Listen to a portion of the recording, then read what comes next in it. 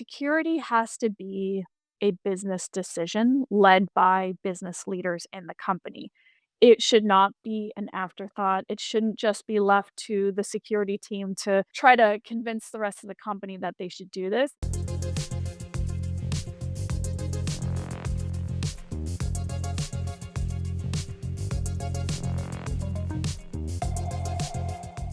Hello, and welcome to another episode of Data Security Decoded. I am your host, Caleb Tolin, and look, it is fall. I am in my monochromatic Costco sweater. I am living my best life. I hope you are too this fall. Now, before I get into introducing our guest, if this is your first time joining us, welcome to the show. Make sure you hit that subscribe button so you're notified of new episodes. And if you're already a subscriber, thanks for coming back. We encourage you to leave a rating, drop a comment below. Let us know what you think about the episode and of the show. Now, onto our guest for the hour. Lauren Zabierek is the SVP at the Institute for Security and Technology, a longtime advocate for diversity in cybersecurity through initiatives like New America's ShareTheMicInCyber program. And she's been in national security for years, with 3 stints spanning across defense, military, cyber, and counterterrorism. You name it, she's done it. And she previously led CISA's Secure by Design work and has extensive experience helping organizations strengthen their cyber supply chains and implement security by default and security by demand practices across complex technology ecosystems. I really had a great time talking about the Secure by Design program, vendor security, and how organizations can proactively manage cyber supply chain risks. I've left you waiting long enough. Let's get into it. All right, Lauren, thank you so much for joining us and welcome to the show. We're starting things off a little bit differently this time, and I want to hear something non-cyber related that you are obsessed with lately. I'll go first. A couple of weeks ago, I was in New York City and I got to see Oh Mary with Jinx Monsoon. It's a play on Broadway. Seriously, it was one of the funniest shows I've seen in such a long time. I'm such a theater nerd. I highly recommend it if anybody's checking it out in the city. Jinx isn't in it anymore, but I highly recommend folks go check it out. What are you obsessed with lately? Cool. Okay, so on a couple of other recent podcasts, I've mentioned my love of U2. I've also mentioned my new love of Cheetos. I'm not going to go in that now. I think otherwise, I'm kind of just too tired to be fully obsessed with anything. Just being a human right now, a parent of 2 young kids, etc. But I will tell you the things that are bringing me joy, and those are drumming. So I'm a drummer. I'm not a great drummer, but I love doing it. I've just loved it for so long. I'm also taking a dance class, a hip hop dance class, and I just started a creative writing class. So those Oh, things very are, cool. yeah. I love that. I love that. I tried to do some dance classes a couple of years ago and I fell out of the habit of it, but it is very fun. It's a great way to get some exercise and just like you said, bring some joy to your life that you can't find at a keyboard in front of a monitor. Yes. And the cool thing about this class, it's this hip hop class, and I saw these women perform at my daughter's dance recital, basically, and these women are all, I would say, 40 plus, right? So, like, my age group, 40s, 50s, and I think even some 60s in there, and when I saw them perform at the recital, I was like, "Yes, I think I found my people. I wanna join this class." So now I'm in it, and it's a ton of fun. Oh, I love it. I love it. You're like, I feel seen. I need to be a part of this. That's Yeah. incredible. Awesome. Awesome. Well, to get into the media conversation, you've described your story as being dedicated to building a safer, more secure future with your career spanning national security, defense, cyber, and counterterrorism. And a big project that you undertook when you were at CISA was the Secure by Design Challenge. Could you provide a little overview of what that initiative was and the key objectives you focused on during your tenure at CISA? Yes. So let me start with a story. This summer, I we took our family to Seattle. My son is very into volcanoes. He really wanted to go see Mount Rainier, and so we decided to go and check out Seattle as well. And there's this Museum of Flight there, and at the Museum of Flight, they have this aircraft pavilion. And you go in, and it's this outdoor thing, and it's just packed with aircraft, like old decommissioned aircraft. You've got 747s, you've got a real Concorde. I've never seen a Concorde that close before. You've got an F-14 and just all of these cool planes. I'm an airplane nerd. My father was, both a Navy and an airline pilot, and so I've got that in my blood. My husband is also a bit of an airplane nerd too, and so you walk through here and, you're just kind of enthralled, or at least I was. But then, it's very easy to sort of get lost in that, but what you might not see is under or sort of surrounding all of the aircraft is this exhibit called the J. Kenneth Higgins exhibit on safety by design. And what it really showed, the visitors there is that 2 things. First, flying used to be extremely unsafe, but now it's one of the safest ways to travel. But we didn't get there by accident, right? There was a concerted effort on the part of industry, on the part of government, and of course, the consumers, the customers were also very invested in making flying safer as well. And so, over the years, through systematic study of defects and of incidents and crashes, and learning how these crashes happened in order to prevent them at scale, that led over time to a much, much safer, mode of transportation. And so that really helps us to form a model for how we make other industries safer. So the automobile industry followed a very, similar trajectory, so did food and medicine, and there are others. But these examples show us how we can do this with software. So at this point, I think we know, um, software is just, it underpins our entire economy, our national security, our public safety, our public health, our daily lives, right? Our water, our hospitals, our energy. These are all things that are powered by software. And yet, with few exceptions, our software is built insecurely. Now, and that, of course, leads to the ever growing cyber attacks and cyber incidents that we see. Now, it's not that these software companies are inherently bad, they're simply operating in a market that is completely misaligned. So it's really an economics issue. And so, again, looking toward those examples, we have a path forward. We know that software can be made safer. And so at CISA, we really focused on driving adoption with the companies. We looked at really how to provide guidance, and then we also created the Secure by Design pledge. And at the time when we launched it in 2024 at RSA, we had 68 software companies sign on, which we thought was incredible. And we worked with the community, the uh, technical community, the software companies, to figure out not only would they sign it, right? It wasn't just a pledge that said, "Yay, I'm gonna make more secure software." It was 7 concrete actions that these companies committed to work on through the course of the year. And then by the time we left, we had over 300 companies sign on. Now, this pledge, it addressed certain things like eliminating entire classes of vulnerability. It talked about enabling multi-factor authentication by default across product lines. It talked about a vulnerability disclosure policy. Those are just a few things, but you can see that they're very concrete, measurable actions that lead to better outcomes.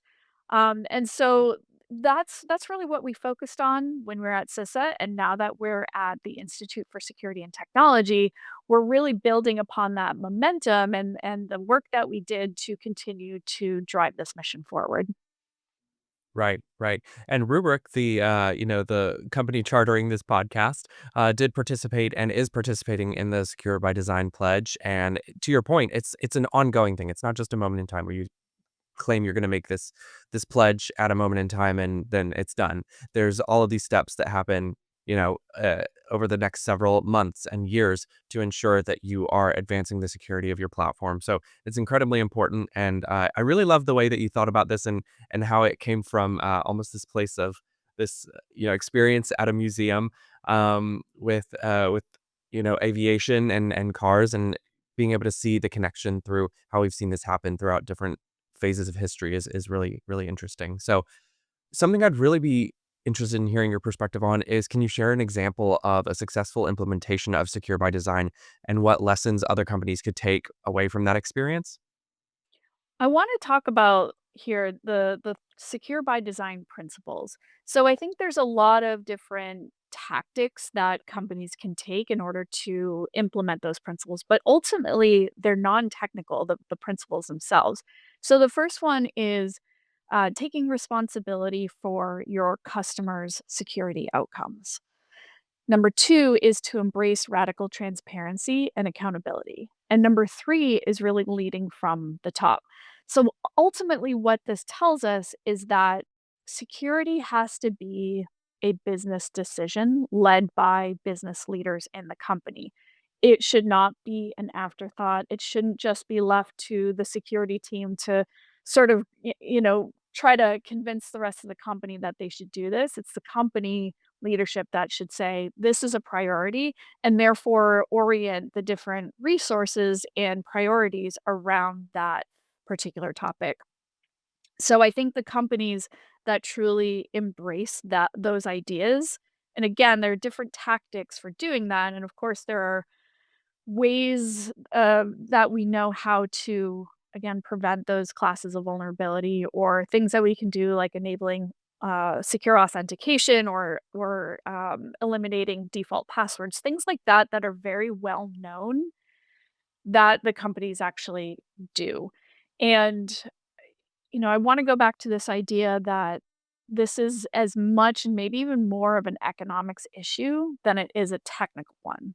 So we believe that having more secure software is not a technical impossibility, but the companies right now are acting rational in a misaligned market. And so secure by design, I think at its core is about shifting those incentives in order to drive a change in behavior.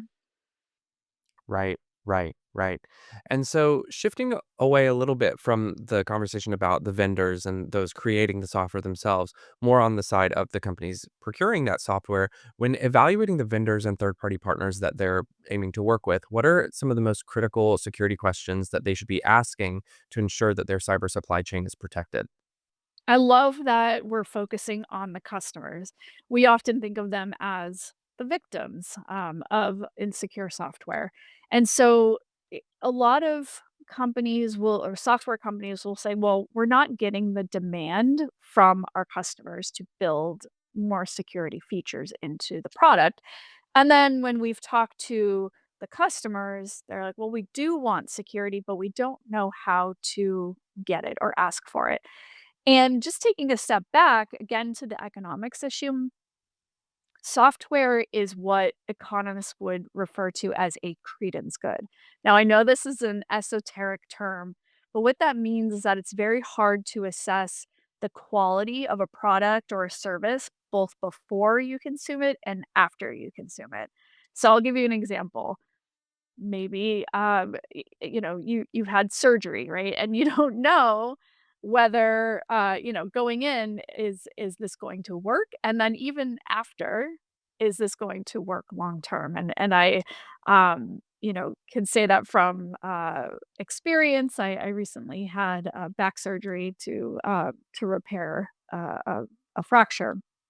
So I think it's held. I think I'm okay, but we're not gonna know for, I think, a long time. And so, another example would be car repairs. You don't know the quality of that service, and even if you undergo that service, you still don't quite know, "Hey, did that actually work, and is my car actually fixed?" So the idea that it's a credence good, that we can't assess the quality of software before we buy it and then after we start using it is a problem, right? We don't have the criteria, we don't have the benchmarks in order to fully assess that. Now, what we would like to do is move it from that credence status to maybe an experience good, where you have to sort of buy a good or a service, and then you can assess for yourself whether that is something of quality. So that's like meals that we eat, or in your case, a Broadway show. You didn't necessarily know going in, but once you've experienced that, you're like, "This is amazing," right? And then, of course, it would be great to move it to a search good where you can fully assess, like, look at a piece of clothing, you look at the tag. "Oh, I can see that, the different materials that this is made." You can feel it, you know that it's good quality. So, to that end, what are some questions that we have right now? Well, when we were at CISA, we released a secure by demand guide. So we have, our secure by design, and we sort of rolled secure by default underneath that, but we also pushed this idea of secure by demand. In this guide, we supplied customers with different questions, and some of those questions are things like, does this product support secure authentication? Is it done by default? We also recommended asking the vendors, how are you eliminating entire classes of vulnerability? Um, you know, does it use memory safe languages? How are you eliminating cross-site scripting or SQL injections? Things that developers know how to do, but often aren't incentivized to do so. Does the organization provide security audit logs for free? So those are the things that customers can ask that show outcomes, and I think progress toward increased security and safety. Right, absolutely. And getting answers to some of those questions are certainly a way that you can avoid a nightmare scenario. But speaking of nightmare scenarios, my next question for you is not so much very technical, but we are in the scariest month of the year, October. And Is that I know because you've it's been Cybersecurity Month? it is also cybersecurity. Yeah, it is Cybersecurity Awareness Month. It is also Halloween this month, and I know from our conversation prior to our recording, you mentioned you have kids, and you mentioned this at the top of the episode as well. Do you have a family costume planned? What are you going to be wearing for Halloween, or is it really mostly focused on the kids this year? My kids are completely obsessed with Halloween. I don't know where this comes from because it's not like I really push this on, and my husband the same thing. We're like, this sort of comes out of nowhere, but it's hilarious to us. And they have set themes for each Halloween, and this goes out for a couple of years. This year is Star Wars Halloween, and so they're going to be Darth Vader and Princess Leia. They've recommended that I be C-3PO. I don't know how I'm going to pull this off. And so, yeah, I don't quite know yet. Typically, I like to sort of make up different costumes, but because they're so invested in this, I'm like, I have to find a way.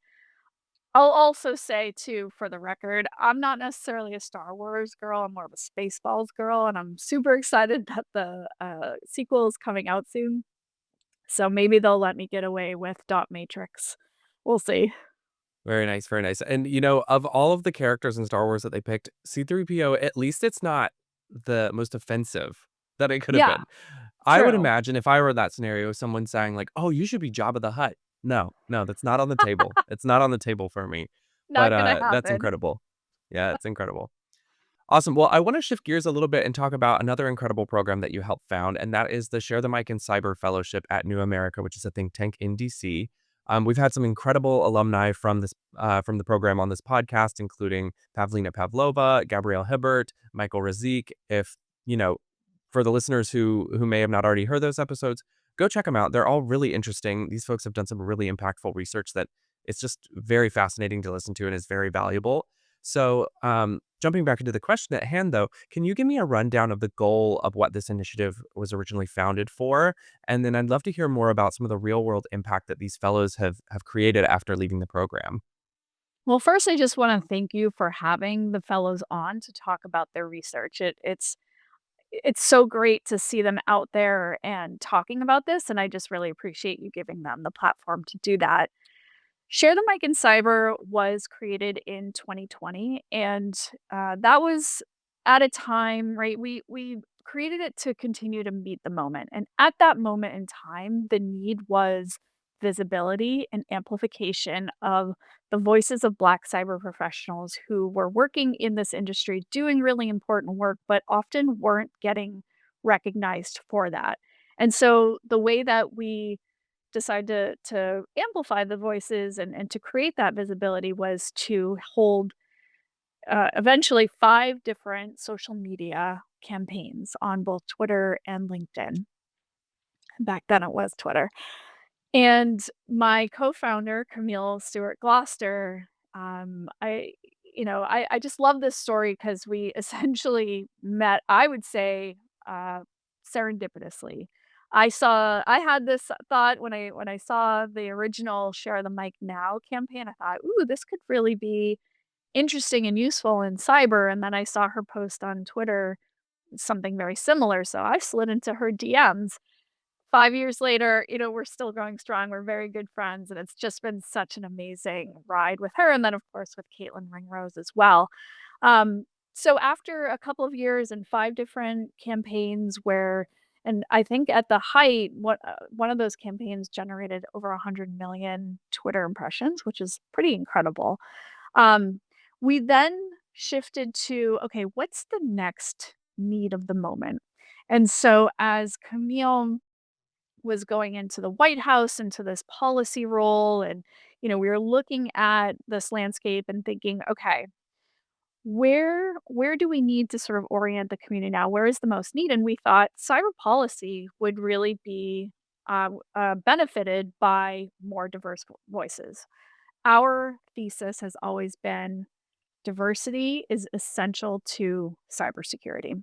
So for the last 3 years, we've held this fellowship at New America, and you're right, we've supported over 21 different fellows over the last couple of years. They've done cutting edge research that has demystified the connections between cybersecurity and vulnerabilities and human harm. And I think that's where our value has really shown itself. And we've looked at the different economic and technical and psychological and social harms that and shown really how innovation and safety should go hand in hand.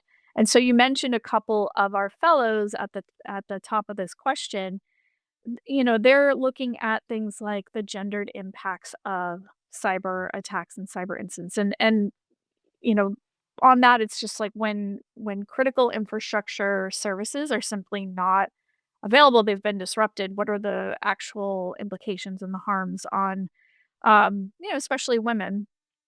Looking at, an AI bill of materials, like a nutrition label, and this was before, that conversation really started, to gain traction.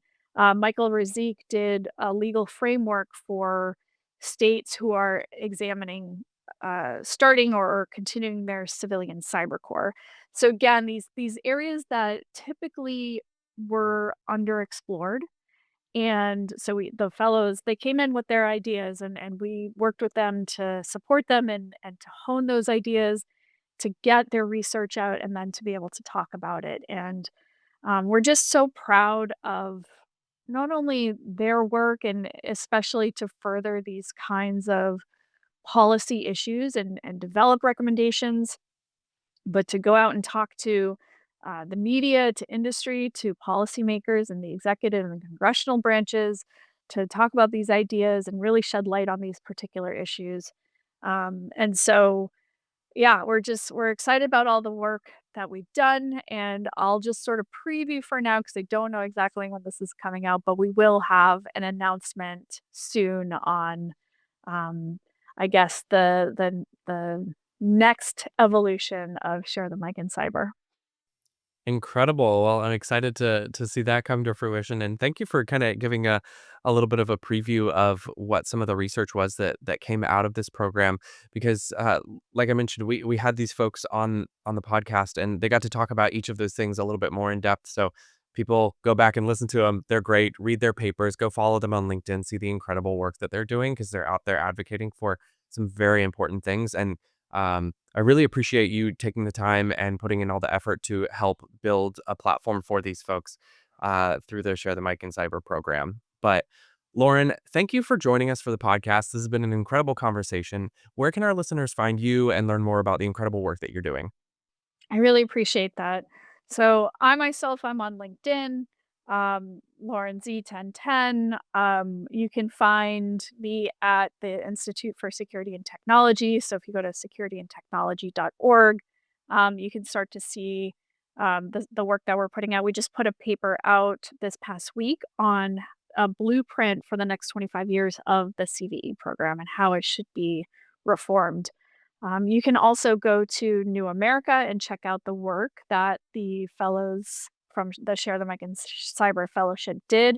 Also a quick shout out to Bridget Chan, who literally took this idea that we had and made it come to life. So I just want to give her a shout out.